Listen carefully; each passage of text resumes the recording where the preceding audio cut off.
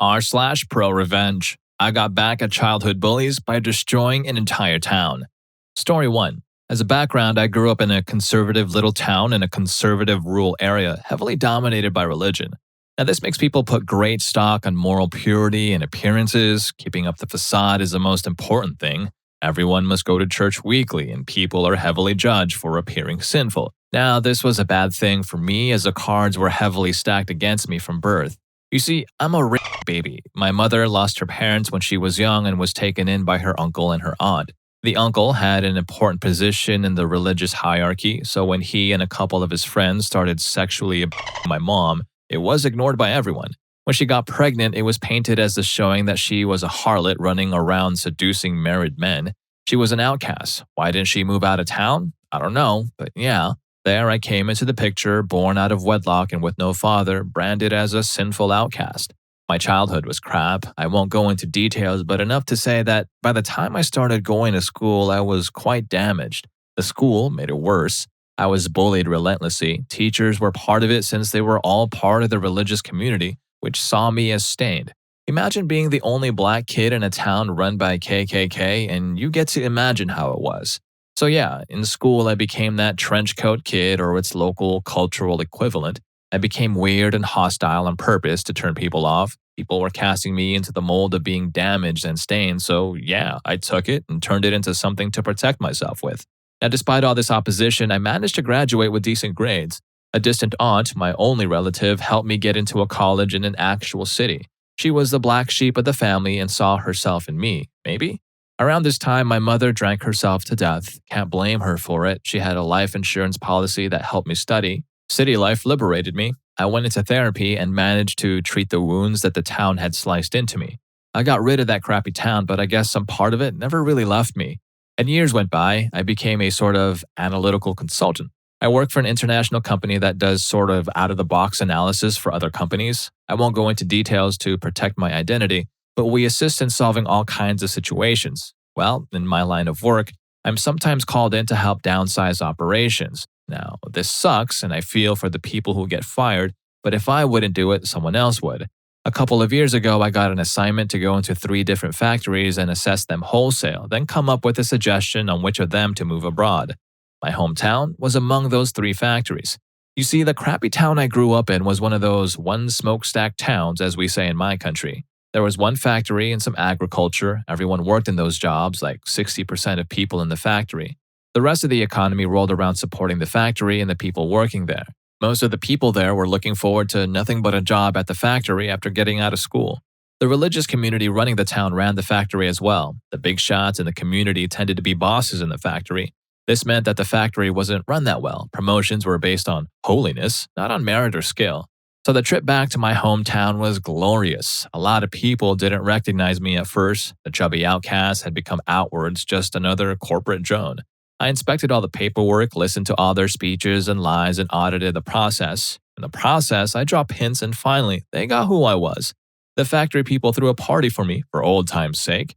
Many of my old school buddies were there. We remembered fake good times together. I threw a shadow on every part by pulling up some certain event of bullying I had endured, just to see the atmosphere turn awkward. Then I laughed at it like it was always a joke and I had grown out of it. Instead, I was seething with hatred and enjoying this all. I really loved seeing their faces, seeing what they had become because, screw it, I was going to take it all away from them. In the end, they seemed relieved, believing that they were lucky it was me doing the audit and that the hometown boy would protect them. After my visit, lasting a couple of days, was over, I cruised around the town in my rented car just to see how the people lived and to remember what it was like. My state of mind was something close to sexual arousal. I had never understood why people pursue positions of power, but yeah, now I get it. The rest is, as they say, history. I wrote a really scathing report documenting every little flaw and mistake ever done in the town plant. I didn't need to lie or fabricate. I simply took things that existed and polished them till they looked even worse than they were. The factory was shut down. In the following 3 years, the town died. No business venture ever came to replace it. Drug use and alcohol use spiked, as did crime and domestic violence. Lives fell apart. Families fell apart. They still haven't recovered, save for a few brighter souls who moved away. I still stalk them on social media sometimes, enjoying how their lives are and how they all finally got to pay for what they did to me and my mom. I don't feel a slight bit of remorse. If I could do it all again, I would, only I'd first make it so I could be present to watch when they receive the news about the factory being shut down. Hell, in my fantasy version of the events, I'd stay in town for a year just to see everyone fall apart. In reality, I will only go back there once. When my uncle finally dies, I'm going to go and piss on his grave. Hey, by the way, this video is sponsored by me and my friends at Rufus Rugs. We create custom, hand-tufted rugs that perfectly reflect your style. So whether you want to get one of our thumbnails as a rug for, research purposes, or maybe you just want to get some cool anime-style rugs for your room, check out Rufus Rugs by clicking the first link in the description. Story 2. rSlashProRevenge. Mock my mother's death? I will bankrupt you. My now ex-wife, Kate, and I moved to an apartment in 2010. The house as a whole was a renovated townhouse split between two sides with 2 apartments on the bottom and 2 apartments upstairs addresses, ending in 126 and 128 accordingly. Now, I wasn't the biggest fan of the apartment as it was a much older building than I had ever lived in, but I quickly adjusted to the wood creaking throughout the night. On the initial walkthrough, we noticed that the only problem was that there was a dip in the bathroom ceiling. The landlord, Jay, promised us that he would get it fixed ASAP. 1 year to the day that we moved in, there was a loud crash at 4 a.m. The bathroom ceiling had collapsed and there was tiling and wood all over the floor and in the bathtub. Now, Kate was typically the aggressive one, while I was more passive and laid back, so she kept calling Jay throughout the day. When she got in touch with him at around 9 p.m., she explained what happened and insisted that it be fixed immediately. Jay rebuffed, yelling that his girlfriend was a lawyer and he didn't need to do anything. Now, this is where I got mad. I went outside to have a cigarette and to calm myself. I feigned a relaxed demeanor, and at first, he began trying to talk to me as a bro and kept saying, "Dude, I'm going to get someone out there, but it's going to take a few weeks." So when he couldn't sway me that way, he began yelling about his girlfriend and her knowing the law. What he was unaware of was that I had read the tenant laws in my state, and so as he tried to lie, I waited until he was finished, and then I recited the law stating that if an apartment was considered uninhabitable, then the landlord needed to pay for the tenant to stay in a place until it was resolved, meaning he would have to pay for us to stay in a hotel of our choosing every night until the ceiling was fixed. He tried to say that our upstairs neighbor Phil was a supervisor, but he wasn't sure if he could get him down there that night. He placed me on hold, then came back a few minutes later and said that Phil and his girlfriend were out of state. I rang Phil's doorbell and asked with Jay on speakerphone if he was assigned as a super. He laughed and he said, "Nope." Dejected, Jay said he would have people out there the next day. Previously, he said they were busy for at least 3 weeks. There's more to this incident, but it leads to 2 conclusions. If you're going to lie, then there has to be consistency in your lie, and make sure that the people you lie to don't communicate with each other. This is where a feud started between me and Kate versus him and his mother. She was the original landlord and gave the house to him so he could begin to make a side profit. Fast forward to a year later, Jay stopped coming to the house and his mom began doing the pickups. Around this time, my ex and I had been laid off and we were working with Social Security for food, health, and housing insurance. We were approved for all 3 in April, but we would not get the check until May. When our typical check wasn't in the landlord's mailbox, he immediately gave a summons saying that he was taking us to court for eviction. The day we went to court, he had no lawyer, and going before the judge, here's the summation, or rather a non-verbatim account of how the case went. Judge: does the defense have the means to pay within 90 days of non-payment? Us: yes, Your Honor. Hands over paperwork showing that he will be reimbursed for April and May. Judge: I see no problem. They are breaking no laws. Why are we here? Jay: well, Your Honor, they've been bullying. Judge: I don't care unless they are breaking a law, then this case is dismissed. Suffice it to say, Jay and his mother were not happy. Around this time in my life, things were tumultuous. My mother, who had been battling lung cancer for 4.5 years, succumbed to it in June. This happened at roughly the same time his mom came knocking, looking for payment. I explained that I would leave the check in the mailbox when we got back from the funeral home and to please just respect my right to mourn. She took her fingers and began rubbing them together, pretending to play the world's smallest violin. I will never forget what she said next. "Oh, my mommy just died. Woe is me. She probably had it coming. I don't care if your entire family is dead. I want my money." She smiled, smugly proud of what she had just said.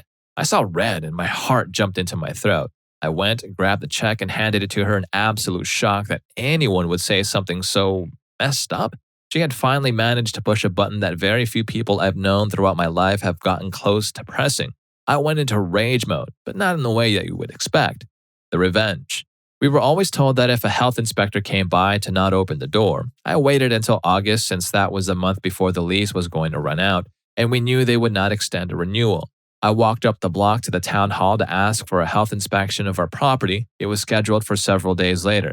Now, it's important to know several things. I was friends with all of the tenants. Phil had moved out with his fiancée, but the new tenant was a really cool girl around my age named Danny. Tom and Hannah on the other side of the downstairs floor had moved out in July, and Jay was still looking to fill it. The only one who wanted to stay out of this was Rose in the upper right apartment. I had gotten permission and her spare key so I could let the inspector in Danny's apartment, and I knew that I could use the back staircase on the right to let him in on Tom's now vacant apartment. I also knew that Danny was moving out in September, a month after Kate and myself. So the inspector came and it was glorious. He checked the exterior of the house first, noting that wires were exposed, and that there was an old empty dryer along with other odd clutter in the backyard. I brought him inside the shared entrance, and as I was counting on it, he noticed that the last inspection dated back to 1994, 18 whole years. This meant that for each year he did not have an inspection, there would be appropriate fines. For our apartment, we had black mold growing in our bathroom, and the bubble in the ceiling had begun to regrow to problematic proportions. Upstairs, Danny's apartment was suffering from leaks in the ceiling, and it looked like her bathroom ceiling was also on the brink of collapsing. We then went to the basement. The boiler was on the verge of exploding. There were flammable items along with gasoline and a pack of matches sitting right beside it. Two things that I did not know were the fire door that separated the two sides did not close all the way, rendering it moot. To be honest, I had never heard of a fire door until that day. On the right, 128 portions basement side, there was a toilet that had blown up. It had coated the surrounding walls, and the leakage prevented us from going up to the floor via the right side. The entire time, the inspector was photographing and writing constantly. We stepped outside and he said he needed to come back. When I asked why, he said he had run out of space to write down all of the infractions. He had filled the front and had written an entire page on the back portion. I kindly and coyly asked, well, how much will it cost right now? He scratched his head and said, maybe around 20 to 30K from what I can see, but it's probably going to be higher as this house was never licensed to be split into apartments. I thanked him and he was going to come back with the county inspector. We were gone when that took place, though. I did ask him to send me a copy with the list of violations to my new address. So we moved out at the end of August, but I got the updates from Rose. Because he was the current owner, he owed all current fines and no one knew could not move into the empty apartment until everything was up to code. Because 3 out of 4 were vacant, he was losing around $4,500 in potential rent.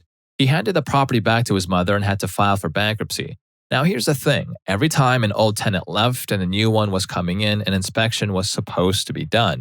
Now that all of the financial burdens fell on her, they looked into the records and she was fined for each time she had broken that rule, $750 per. By the end of the year, Rose had moved out, so the place was hemorrhaging money. I sat back, proud of what I'd done, and left it be. No, screw that. I wasn't close to done yet. I felt like I had destroyed Jay, but my real target had always been his mom. I learned that she had 8 properties throughout 3 towns in my county. I went to each one, spoke to the tenants, and said I was a concerned tenant from another property, and asked if they had any problems with their apartments. Every person I asked described the apartment as very poor to intolerable levels, and that the mom was effectively a slumlord. She would ignore problems unless someone turned to litigations. She was threatened that they would summon the inspector, or, more often than not, the people would move out. She'd refuse their deposit and sink those into cosmetic repairs so that the apartment looked nicely furnished. People rarely fought back because she knew that the occupants were of upper-lower middle-class minorities. So, being the concerned person I was, I went to the inspector of the other 2 towns and asked for inspection to be done with at least one tenant, if not more, who would be awaiting the inspector when they came. Turns out that she faced pretty much the same infractions on every apartment she owned. It turned out she actually had 12 apartments, but I initially only knew about the ones that fell within my county.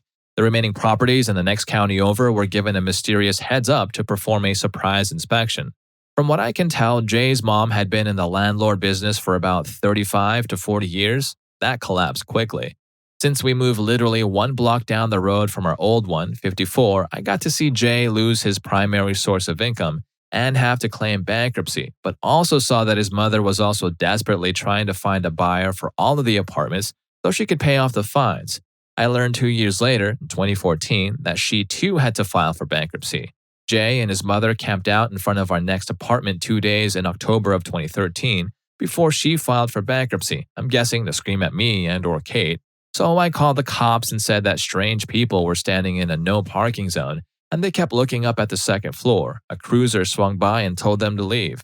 I know I should have used the 2 months I spent monitoring everything to find a new job, but this was the one and only time I wanted to cripple a person where they hurt the most, their wallets. I think I got my point across. None of this would have happened if he had just fucking fixed the ceiling before it collapsed, Jay. I was always taught to use wit versus physical confrontation. What she said to me was a sucker punch, and I was already in a state of shock from holding my mom's hand when she took her last breath and asked to write a eulogy and create 2 memory boards. I was already on autopilot when she said what she said, and the way I reacted was more me disassociating than anything else. If it was after the ceremony, I may have punched her until she was unable to stand up, whereupon I would continue to pummel her until someone pulled me off. She reminded me a lot of Professor Umbridge from Harry Potter, both in her mannerisms and attitude. Why did I not go outside when they camped in front of my new address? 2 reasons. The first one was that the full brood of my revenge had not fully played out yet, and the second was because I hoped that the cop would give her a ticket. If he did, it was a little bit less money she would have, and she'd know that I was the one responsible. Did they know it was me? Yes, they did. I called Jay for the deposit back after the 90 days were over. You need to allow the landlord 90 days to pay you. I knew he wasn't going to, though. When we left, I went around every room and took photos of every angle. I also had a friend, Justin, who did the same with his camera. Like a good tenant should, I also asked for the inspector to take photographs to show that we had caused no significant damage. When Jay told me that we had messed up the walls and the wood was warped, I responded with, "That's not what the inspector I called in said." He immediately hung up and blocked me. I lost the deposit, but it was still completely worth it. On an unrelated note and the much more petty side, before I moved out, I would go on to the front lawn where he had put up the sign saying there was an open apartment, Tom and Hannah's, and put down his phone number. Each night I would use a marker to change the last 2 numbers. The modification was noticeable if you walked by during the day, but since I had the same marker and color, then if you were driving by, you couldn't really tell. Every few days a sign would be replaced, and by the next morning the modified number would be back. Even once we left, Jay was still not taking the whole "cannot rent until the building is up to code" seriously, and so he was still putting up the signs. Since I was still in vengeance mode and I lived on the same block, I began to not only change the number, but I also began printing out signs that read, "You do not want to live here. Trust me. Signed, your friendly neighborhood tenant." And that lasted until he took down the sign for good, around November. I know it's late in the game, but if you find yourself under these sorts of conditions, look up the tenant laws in your state and use the law to your advantage. Even if it only inconveniences them, it's a step in the right direction. It's even better if you can have or find other tenants that are dealing with similar issues. Slumlords get away with this stuff a lot of the time, and they do so because they believe that people are ignorant of their rights. It's what happened to me at first, but I took the time to look up and study the law.